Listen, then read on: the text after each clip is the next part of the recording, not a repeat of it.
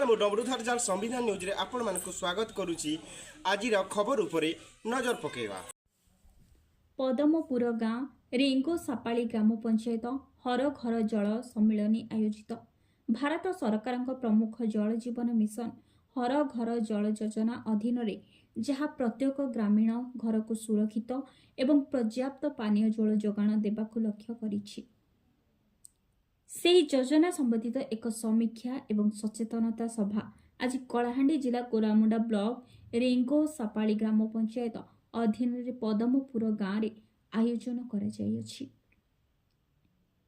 एही सभारे रेंगो सापाली सरपंच तथा RWSS रु जंत्री रीताराणी किसान Megha engineering and infrastructures limited रु जंत्री प्रकाश प्रधान जंत्री प्रमोद कुमार नायक मध्य उपस्थित थाई सम्मिलनीटी को सफल भाव आयोजित करने दायित्व ग्रहण करथिले। गाँवर अनेक ग्रामवासी मध्य सभारे सक्रिय भाव अंशग्रहण करथिले। तांकर सम्मति एवं सहमति सहित पदमपुर गाँ को आधिकारिक भाव हर घर जल योजना सम्मिलित करा जायछि। धर्मगढ़ उपखंडरू डमरुधर भोईଙ୍କ रिपोर्ट संविधान न्यूज।